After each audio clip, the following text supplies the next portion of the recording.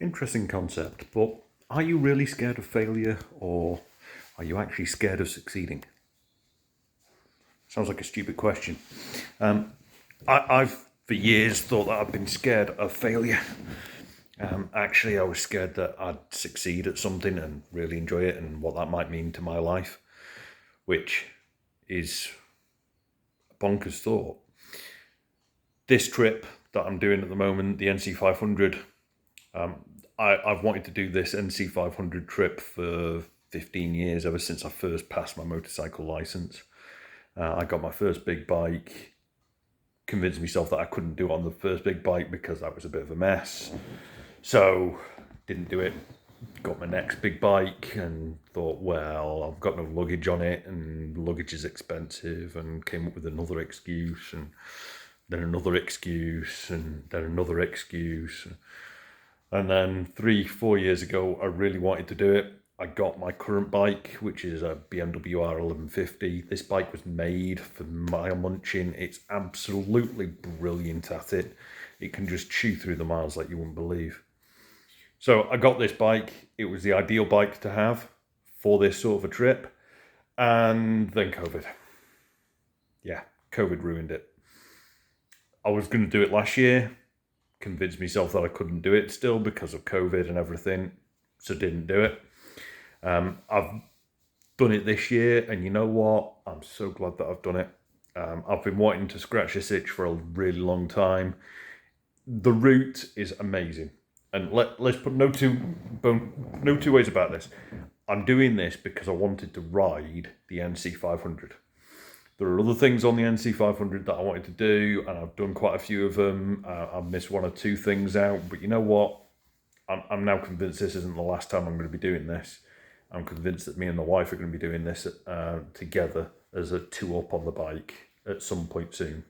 Exactly when, I don't know. But I'm not unhappy of the things that I've missed because I really wanted to ride it. And I have ridden every mile of the NC 500 so far. I'm coming towards the back end of the trip now.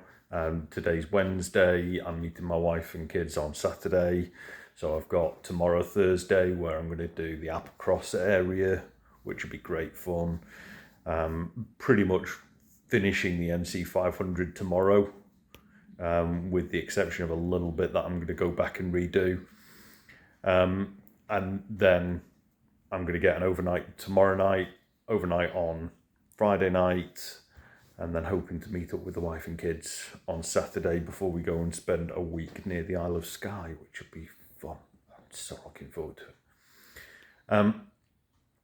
So coming back to the failure point, I honestly thought that I was going to fail on this trip, and by fail I thought there was something that was going to let me down. My mental health, actually, I thought was the main thing that was going to let me down. It hasn't. The reason it hasn't, I think, is, well, there's a dozen or so reasons, but let's just go through the high points. First of all, I was doing this trip because I needed to get away from everything. I needed to stop being Danny the developer. I needed to stop being Danny the dad for a few days. I needed to stop being Danny the husband, and just be me. This has really allowed me to do that. Now, I love my kids to pieces. I love my wife to pieces. Yeah, the job's all right. Sorry, Jamie. No, I do love being a developer. I really do. So I'm going to obviously go back to those things very soon. But I needed this break because this is the first time I've had a proper break in years. I built up the anxiety in my own head over taking 2 weeks off work because I was worried about what was going to happen at work and what sort of a shit show I'm going back into when I go back in on, well, it'll be on the Tuesday after Easter Monday. So I've got a few days, and you know what? It's going to be whatever it'll be. I'm nice and chilled. I don't really care what it's going to be at the moment, which is, I was worried that I wasn't going to be able to do that. I was worried that I was going to be sat here fretting about everything, which I've not had to, so that's great. So I feel like I found myself a bit during these last few days, which is really good fun. I've really enjoyed having the time on the bike. The bike is fantastic. I've fallen in love with that bike every day that I've ridden it. Not touched it today just because I'm having my rest day. The rest day is needed not necessarily because of the bike, but because of the rucksack that I'm carrying. If I'd thought ahead and if I'd planned this better, I probably wouldn't be carrying half the gear that I am doing. I shouldn't have thought about camping this. It was a silly thing to do. What I've ended up doing, I camped the first night, which I'm glad I did. Every other night I've been in, I had a little hobbit hole, little glamping pod on the second night, just because of the weather, and then I've been in hostels ever since. The hostels have been fantastic. I've always been scared of using hostels. I don't know why. They're great. Mixed dormitories, sharing the room with complete strangers, and I don't care. Actually, I've met some really interesting folks. Sam, that I met on the first night up in Thurso, was a really nice character. Didn't see him in the morning because I needed to get the bike moved because of parking restrictions, but it would have been nice to have said goodbye to him. The lads that I've met up here, I'm now just outside Ullapool. And there's a group of hikers and mountain climbers who are here that I've been having a right giggle with, which has been great fun.